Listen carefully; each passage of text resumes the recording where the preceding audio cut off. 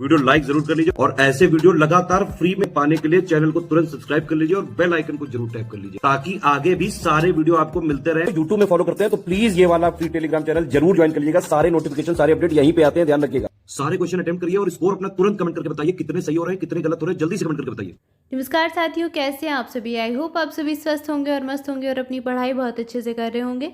दोस्तों, आप सभी का स्वागत है ऑनलाइन एग्जाम प्रिपरेशन पर, which is the part of study for civil services Allahabad high court group C के एग्ज़ाम के लिए यहाँ पर सामान्य हिंदी विषय की क्विज़ लगाएंगे, कुछ प्रश्नों का अभ्यास करेंगे। ये वीडियो पेड क्विज़ के पेड क्विज़ का रहेगा और इसके प्रश्नों का अभ्यास हम यहाँ पर करने वाले हैं। सामान्य हिंदी विषय के प्रश्न रहेंगे। ऐसे ही प्रश्नों के और सेट्स भी आ चुके हैं, अगर आपने नहीं देखे हैं तो आप चैनल पर जाकर देख सकते हैं। प्लेलिस्ट बनी हुई है। सामान्य अध्ययन विषय की भी हमने कुछ क्विज़ का अभ्यास किया है, उनको भी आप देख सकते हैं। और अगर ऐसे ही प्रश्नों का अभ्यास आप करना चाहते हैं तो आप भी ज्वाइन कर सकते हैं। डिस्क्रिप्शन में दिए गए कॉन्टैक्ट नंबर पर कॉल करके आप पूरी जानकारी ले सकते हैं। आइए चलिए स्टार्ट करते हैं। यहाँ पर पहला प्रश्न देखेंगे। पहला प्रश्न दिया गया है, निम्नलिखित में से शुद्ध वर्तनी का शब्द है। शुद्ध वर्तनी छांटनी है, तो कौन सा शब्द है जो कि शुद्ध वर्तनी में लिखा हुआ है ये बताना है। पहला शब्द लिखा है भास्कर, तो भास्कर को इस प्रकार नहीं लिखती, ये गलत दिया गया है। रुपया, रुपया होता है, रुपया नहीं होता है। बादाम, तो बादाम होता है, बड़ा बा आता है इसमें, बादाम, तो ये भी गलत दिया गया। अभिनंदन बिल्कुल सही लिखा हुआ है और यही इसका सही उत्तर हो जाएगा, ऑप्शन डी अभिनंदन। अगला प्रश्न है, निम्नलिखित में से अशुद्ध वाक्य क्या है। तो अशुद्ध वाक्य छांटना है। 4 ऑप्शन दिए गए हैं, तो 3 वाक्य जो हैं वो 3 वाक्य सही होंगे और 1 वाक्य होगा जो कि अशुद्ध दिया गया है, इसी को छांटना है। पहला वाक्य दिया गया है, तूफान में सैकड़ों लोग मर गए। दूसरा वाक्य दिया गया है, दूसरा आदमी कौन था, डॉक्टर ने अस्पताल का निरीक्षण किया। और इसके बाद अगला ऑप्शन दिया गया है, सड़क के दोनों ओर आलीशान इमारतें हैं। तो बताना है कि सही वाक्य कौन सा है और अशुद्ध वाक्य कौन सा है। प्रश्न में पूछा क्या गया है, अशुद्ध वाक्य पूछा गया है। तो दूसरा आदमी कौन था, ये तो सही लग रहा है, ये वाक्य सही है। डॉक्टर ने अस्पताल का निरीक्षण किया, हाँ सही है। सड़क के दोनों ओर आलीशान इमारतें, ये भी सही है। तूफान में सैकड़ों लोग मर गए, ये वाक्य अशुद्ध है। तूफान, तूफान लिखा है, तूफान होता है तूफान, तो यहाँ पर ये शब्द की अशुद्धि दी गई है और यही अशुद्ध हो जाएगा, इसलिए ऑप्शन ही सही उत्तर हो जाएगा। क्लियर है। इसके बाद अगला प्रश्न देखते हैं। अगला प्रश्न क्या है। अगला प्रश्न दिया गया है, अशुद्ध वाक्य छांटना है। यहाँ पर भी 4 ऑप्शंस दिए गए हैं। पहला वाक्य है, महादेवी ने सरस्वती को श्रद्धा सुमन अर्पित किया। रानी ने बुद्ध को अहिंसा भाव अर्पित किया। मुझे बहुत पुस्तकों को पढ़ना पड़ता है। या फिर वह बस से यात्रा कर रहा है। तो इनमें से कौन सा वाक्य शुद्ध है। पहला वाक्य तो बिल्कुल सही दिया गया है, महादेवी ने सरस्वती को श्रद्धा सुमन अर्पित किया। रानी ने बुद्ध को अहिंसा भाव अर्पित किया, ये भी सही है। मुझे बहुत पुस्तकों को पढ़ना पड़ता है, तो ये वाक्य अलग है, मुझे बहुत सारी पुस्तकें पढ़ना पड़ता है या फिर पुस्तक पढ़नी पड़ती है, इस प्रकार से ये वाक्य बन सकता है। ऑप्शन सी सही उत्तर हो जाएगा, ये अशुद्ध वाक्य दिया गया है। इसके बाद अगला प्रश्न देखते हैं। अगला प्रश्न है, निम्नलिखित में से शुद्ध वाक्य। अब यहाँ पर शुद्ध वाक्य छांटना है, यानी कि 3 वाक्य ऐसे हैं जो कि अशुद्ध दिए गए, बस एक शुद्ध दिया गया, उसको छांटते हैं। शोक है कि आपने मेरे पत्रों का कोई उत्तर नहीं दिया। दुख है कि आपने मेरे पत्र का उत्तर नहीं दिया। क्षोभ है कि आपने मेरे पत्र का सही उत्तर नहीं दिया। या फिर खेद है कि आपने मेरे पत्रों का कोई उत्तर नहीं दिया। अब बताना है कि निम्नलिखित में से शुद्ध वाक्य कौन सा है। तो यहाँ पर खेद हो जाएगा, खेद प्रकट करते हैं अगर आप इस प्रकार के वाक्य का प्रयोग करें, तो ऑप्शन डी सही उत्तर हो जाएगा। खेद है कि आपने मेरे पत्रों का कोई उत्तर नहीं दिया। क्लियर है। अगला प्रश्न देखते हैं, निम्नलिखित में से शुद्ध वर्तनी कौन सी है। शुद्ध वर्तनी वाला वाक्य बताना है। शुद्ध वर्तनी किस शब्द की है, निरहंकारी या फिर पैतृक, जागृत या फिर निदयी। तो यहाँ पर ये वाला शब्द तो गलत लिखा हुआ है, पैतृक, ये इस प्रकार से नहीं लिखते हैं, पैतृक होता है, पैतृक।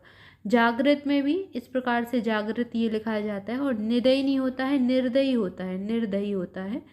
तो यहाँ पर रकार आती है, इसलिए यही वाला जो पहला शब्द दिया गया है, निरहंकारी, ये शब्द सही लिखा है, तो शुद्ध वर्तनी यही हो जाएगी, ऑप्शन ही सही उत्तर होगा। अगला प्रश्न है, निम्नलिखित में से अशुद्ध वर्तनी क्या है। तो 3 सही लिखे हैं, एक होगा जो अशुद्ध लिखा होगा। हस्तलिखित बिल्कुल सही लिखा है। कुमुदनी ऐसे ही लिखते हैं, ये भी सही है। आजीविका, तो आजीविका नहीं होती है, आजीविका होती है, छोटी वी की मात्रा इसमें आएगी और वाह आएगा, वन वाला वाह आएगा, बकरी वाला वाह नहीं आएगा। यही अशुद्ध लिखा है, यही सही उत्तर हो जाएगा। सत्याग्रह ऐसे ही लिखते हैं, बिल्कुल सही दिया गया है। अगला प्रश्न तत्सम तद्भव से है। तत्सम तद्भव का सही युग्म बताना है। लौहकार, लोहार, लक्ष्य, एक आपको शब्द तत्सम का दिया गया है और फिर उसी का तद्भव दिया गया है, तो बताना है कि कौन सा युग्म सही है, बाकी के तीन अशुद्ध होंगे। लौहकार लोहार, लक्ष्य लाख, अर्घट रहट और मिष्ट मीठा, तो मिष्ट होता है, मिष्ट नहीं होता है। अर्घट का रहट, ये बिल्कुल सही दिया गया है, ये तत्सम तद्भव का युग्म सही है, ऑप्शन सी सही उत्तर हो जाएगा। अगला प्रश्न है कौन सा शब्द तत्सम है, सुश्रुता, शुन्नर या फिर अपजस या फिर अक्षर, तो अक्षर होता है, छा आता है छतरी वाला, तो ये तो अशुद्ध हो जाएगा। या फिर इसमें से सुन्नर, तो ये भी सही शब्द नहीं है। सुश्रुता लेकिन तत्सम शब्द दिया गया है, यही सही उत्तर होगा, ऑप्शन ए सही उत्तर हो जाएगा।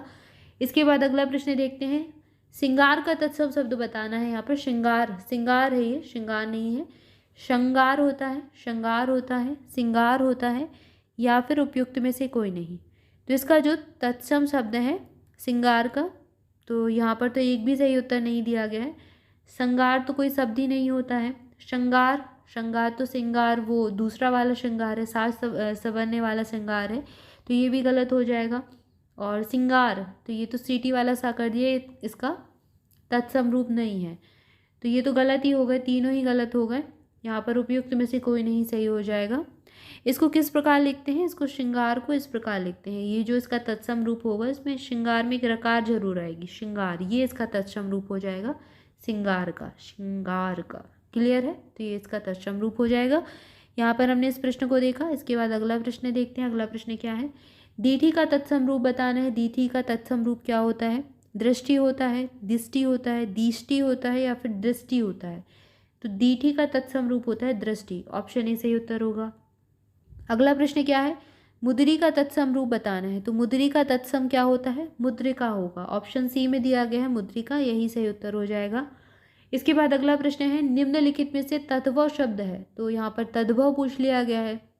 मधुप, मधुकर, भ्रमर या फिर भंवरा, तो ये तो तत्सम रूप ही हो गए, मधुप, मधुकर, भ्रमर। इसके बाद अगला दिया गया है भंवरा, और ये ही इसका तद्भव रूप हो जाएगा, भंवरा, ऑप्शन डी सही उत्तर हो जाएगा यहाँ पर।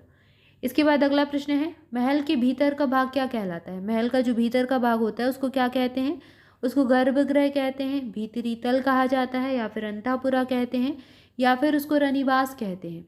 तो महल के जो भीतर का भाग है उसको अंतःपुरा कहा जाता है, और ऑप्शन सी में ये सही दिया गया, ये गलत टिक हो गया, ऑप्शन सी सही उत्तर होगा यहाँ पर, अंतःपुरा। क्लियर है। अगला प्रश्न देखते हैं। अगला प्रश्न क्या है, झगड़ा लगाने वाला मनुष्य, उसको क्या कहेंगे, जयचंद, शकुनी, विभीषण या फिर नारद। तो जो झगड़ा लगाने वाला पुरुष होता है उसके लिए एक शब्द होता है नारद, और नारद उसको कहा जाता है, यहाँ पर ऑप्शन डी सही उत्तर हो जाएगा। अगला प्रश्न क्या है, पतियुक्त स्त्री। पतियुक्त स्त्री को क्या कहा जाता है, दंपति कहते हैं, जोड़ी कहते हैं, सधवा कहते हैं, या फिर पति पत्नी कहते हैं। तो ऐसी स्त्री जो पतियुक्ता होती है उसको सधवा कहा जाता है, और जिसका पति मर गया होता है उसको विधवा कहा जाता है। तो दोनों भाग एक दूसरे के विपरीत हैं, यहाँ पर सही उत्तर ऑप्शन सी हो जाएगा, सधवा। अगला प्रश्न है, जिसे जानने की इच्छा है उसको क्या कहेंगे, ज्ञानार्थी कहेंगे, या फिर जिज्ञासा कहेंगे, जिगुषी कहेंगे, या फिर उपयुक्त में से कोई नहीं। तो जो जानने की इच्छा रखता है उसको जिज्ञासु कहा जाता है, और जिज्ञासु तो किसी भी ऑप्शन में नहीं दिया गया है, तो यहाँ पर कोई भी प्रश्न सही नहीं होगा, यहाँ पर उपयुक्त में से कोई नहीं सही हो जाएगा, तीनों ही गलत दिए गए, उसको जिज्ञासु कहते हैं। क्लियर है। इसके बाद अगला प्रश्न है, पृथ्वी से संबद्ध है। जो पृथ्वी से संबंध रखे उसको क्या कहते हैं, प्रथा कहते हैं, प्रथा कहते हैं, या फिर पृथु कहते हैं, या फिर उपयुक्त में से कोई नहीं। तो यहाँ पर भी कोई भी सही नहीं दिया गया है। जो पृथ्वी से संबंध है उसे पार्थिव कहा जाता है, पार्थिव, और कोई भी नहीं दिया गया है सही, तो ऑप्शन डी सही उत्तर हो जाएगा। इसके बाद अगला प्रश्न देखते हैं। अगला प्रश्न क्या है, जो कठिनाइयों को समझने योग्य हो, जो कठिनाई से समझने योग्य हो उसको क्या कहेंगे, अगम कहेंगे, क्लिष्ट कहेंगे, दुर्बोध कहेंगे, या फिर दुर्गम कहेंगे। तो उसको दुर्बोध कहा जाता है, जिसको समझना कठिन हो उसको दुर्बोध कहेंगे, ऑप्शन सी सही उत्तर हो जाएगा। इसके बाद अगला प्रश्न है, करपट का तद्भव रूप बताना है। करपट का तद्भव रूप क्या होता है, कपूर होता है, कपट होता है, खप्पर होता है, या फिर उपयुक्त में से कोई नहीं। तो जो करपट है, करपट का तद्भव, करपट एक तत्सम शब्द है और इसका तद्भव रूप होता है कपड़ा। यहाँ पर कपड़ा तो कहीं पर भी ऑप्शन में नहीं है, इसलिए उपयुक्त में से कोई नहीं चुन लेंगे। ऑप्शन डी सही उत्तर हो जाएगा। यहाँ पर हमने कुछ प्रश्नों का अभ्यास किया। सामान्य हिंदी विषय के प्रश्न थे, ऐसे ही प्रश्नों का और अभ्यास करते रहेंगे। तब तक के लिए आपसे भी ऑनलाइन एग्जाम प्रिपरेशन के साथ जुड़े रहें। चैनल को सब्सक्राइब जरूर कर लें। अच्छा, वीडियो को लाइक कर लें। आप लोग वीडियो को लाइक नहीं करते हैं तो वीडियो को लाइक करना बिल्कुल ना भूलें। Thank you for watching this video. मिलेंगे नेक्स्ट वीडियो में। Thank you so much.